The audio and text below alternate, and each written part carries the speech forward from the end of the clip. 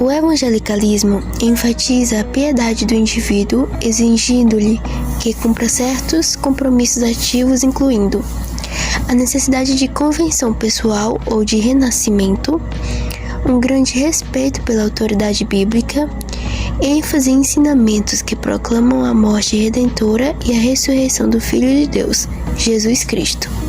Sendo assim, com essas informações básicas que apresentei sobre a religião evangélica, observe agora uma entrevista realizada com um cristão sobre como ele define a sua religião.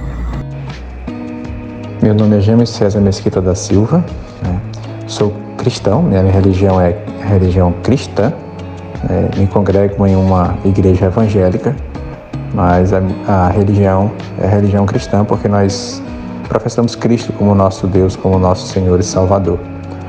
Eu defino a minha religião como uma religião que adota a Bíblia, como orientação, como palavra de Deus inerrante, perfeita, que foi escrita por homens, mas inspirada por Deus. E como cristão nós adotamos a Bíblia, como palavra de Deus, e que através dela conseguimos buscar o conhecimento da vontade de Deus, das orientações do Senhor, dos seus mandamentos, das suas ordenanças para nós, enquanto seus filhos, suas criaturas, criadas por Ele, a sua imagem, e portanto nós adotamos a Bíblia, que nos orienta e nos conduz ao Senhor, através da morte de Jesus na cruz. E isso tudo nós aprendemos através da sua palavra, da Bíblia, que Ele deixou para que nós pudéssemos conhecer a sua vontade.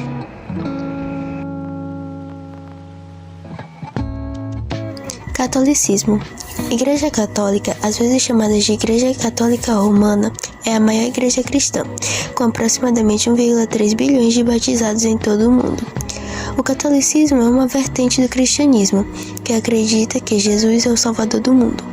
Os católicos pregam a salvação dos pecados a partir da crença em Jesus, reencarnação de Deus feito homem. Os santos não têm somente a função de servir de incentivo, de estímulo para os fiéis, contribui também para fortalecer e acrescentar a união existente entre a Igreja dos Falecidos, chamada de triunfante, e a Igreja peregrinante deste mundo.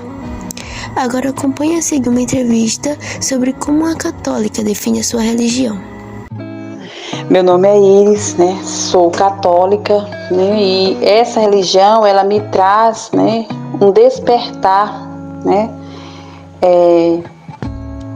na missão, de evangelizar, na qual nós possamos estar nos tornando, solidários, onde a espiritualidade ela venha nos fortalecer, venha nos transformar e nos tornar simpatizantes, da missão, missão essa de levar a palavra do Senhor a todos os que precisam, Ela nos faz, missionários, membros de uma só família, e nos leva para a igreja para que possamos juntos evangelizar, Então, nós precisamos, realmente, enquanto ser humano, precisamos ter uma religião, Então, a gente precisa, ter a nossa religião e pôr ela em prática, Então, que nós possamos levar, a palavra do Senhor, a todos aqueles que precisam, para que todos possamos ser transformados, no corpo e sangue de Jesus, para que possamos assim termos um mundo de paz, de amor e de harmonia. Compreensão de como uma pessoa acredita em Deus, porém não tem religião. Bem, a discussão acerca dos sujeitos que se identificam como sem religião remete a narrativas que evidenciam diversas composições identitárias. A categoria sem religião abarca uma configuração ampla e que permite diversificadas abordagens, sendo neste trabalho entendida como a não participação e filiação a instituições religiosas. Agora acompanhe o entendimento de alguém entrevistado que se identifica com esse tipo de crença. Bom dia, turma. Eu sou o professor Milton e quero dar aqui minha contribuição nessa questão da religião. Eu sou de uma família católica, minha mãe é católica, mas eu nunca frequentei nenhuma igreja. Eu acredito em Deus, mas não tenho nenhuma religião. Até porque religião para mim é uma coisa que o homem criou, né? E que vários outros deram continuidade, criaram várias religiões de acordo com as suas ideologias, com as suas interpretações da Bíblia. E como há um conflito entre essas religiões, eu, na condição de professor de história, prefiro me manter neutro em relação às religiões. Eu acredito apenas em Deus.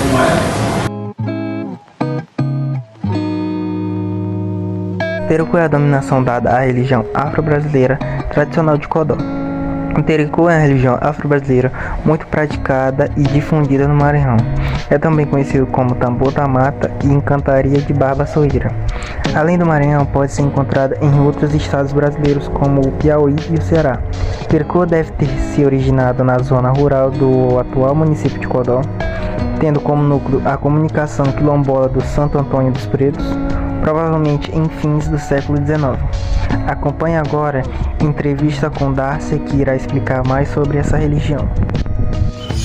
Eu me chamo Darcy Anayana Moreira Abreu, sou natural da cidade de Codó, tenho 36 anos e há cerca de 5 anos eu me acolho nas religiões de matriz africana, que são típicas aqui da cidade de Codó, chamadas e conhecidas como Terecu da Mata Codoense ou apenas Terecu.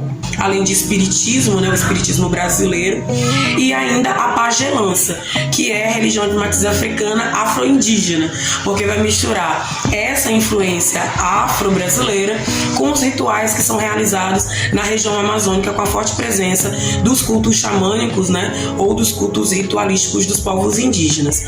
Então, o Terecu da Mata de Codó, ele também é mais uma dessas características, dessa presença das tradições, não só espirituais, não só religiosas, mas civilizacionais desses povos, que são os indígenas e os vários povos africanos que colaboraram com a formação do povo brasileiro.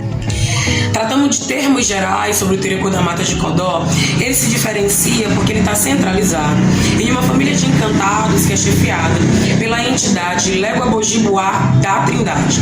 Légua-Bojibuá teria existido como homem, teria vivido nas terras do Codó. Isso contam os nossos mitos que são cantados durante as nossas ritualísticas. E Légua-Boji, então, assim como inúmeros homens, inúmeros escravizados e ex-escravizados do período, que é cerca de 1800, entre 1700 e 1800, a gente não consegue precisar uma data específica, mas tem esse recorte aí de pelo menos 100 anos da possibilidade dele ter vivido nas terras do Codó e encantado. E o que seria esse encantar? Enquanto homem, ele viveu como homem. Ele amou, casou, namorou, bebeu, festejou, trabalhou, sofreu, e por ter uma vida considerada exemplar, apesar dessa questão controversa do consumo de álcool e do consumo de cigarro, que também é muito perceptível nos encantados, filhos e netos de Légua-Bojibuá da Trindade, elemento esse também controverso, que inclusive alimentam as críticas, que existem sobre a nossa fé, a nossa ancestralidade, a nossa espiritualidade. Légua-Bojibuá da Trindade teria então se tornado um protetor e um protegido dessa mesma mata de cocal em que ele habitava enquanto vaqueiro muito, muito bom no seu ofício, vaqueiro muito talentoso, aquele que magicamente conseguia trazer esse animal desgarrado para junto do rebanho, porque vale lembrar, na época não existiam cercas, o que haviam eram os acordos de honra, que a minha propriedade ia até ali, a sua propriedade começava a partir dali, se estendendo até determinado local. Então era necessário trazer essa reis desgarrada para junto do rebanho para continuar sendo pastoreado. Assim como outras religiões de matriz africana, nós fazemos orações, nós fazemos os nossos rituais que envolvem o barracão, que é como a gente chama o templo da nossa religiosidade. Esse templo, muitas das vezes, hoje em dia já não é mais tão comum, mas muitas das vezes ele tem uma coluna central, a gente chama às vezes de morão, né, como é chamado também os machos de divino do Espírito Santo. E geralmente nesses espaços existem mistérios, que são segredos revelados apenas para os zeladores espirituais, que são os nossos chefes, os nossos zeladores, né, as nossas autoridades de cada casa. Nós também não temos um centro religioso, a exemplo da Igreja Católica, que tem uma centralidade em Roma, na figura desse chefe que é o Papa. Como cada terreiro revisita a ancestralidade de uma comunidade ou de uma aldeia, esses rituais acabam sendo familiares. E esses encantados também, eles são, assim como se fazia no continente africano, eles são pertencentes ou à nossa família, né, anciãos, mais velhos, que acabaram se tornando exemplares e que a gente, né, lembra dos exemplos deles para poder viver os desafios dos tempos atuais, né, envolvendo também o sincretismo com os santos da Igreja Católica. Então é muito comum se chegar em casas de culto afro-brasileiro e você se deparar não só com a representação de imagens santas católicas, mas também santas católicas brancas, porque as entidades das religiões de matriz africana rememoram os nossos antepassados negros. Então a mística sobre eles é uma mística também negra. Porém, a escravização nos impedia de fazer esse culto ancestral. Então os nossos antepassados do tempo da escravidão, muito sabiamente, fizeram essa negociação, né, com os opressores, e apesar de dançar e festejar diante de imagens católicas de santos brancos, eles festejavam, né, e faziam aquilo que a memória conseguia guardar desses ritos ancestrais. Então a gente tem na cidade de Codó atualmente mais de 150 casas de culto afro-brasileiro. Nem todas elas são conhecidas da grande maioria das pessoas. Existem casas que a gente vai ter só o círculo familiar participando ali, né, daquela ancestralidade, daquela espiritualidade, e existem casas famosas, inclusive, que levam o nome da cidade para o Brasil e para o mundo, né, com os filhos de santos sendo majoritariamente até de fora da própria Codó. Então a gente vai ter casas que ainda estão de chão batido, como se fazia nos tempos passados, e casas que já são de alvenaria, que já usam não só apenas o piso, mas piso de alta qualidade, né, para poder revestir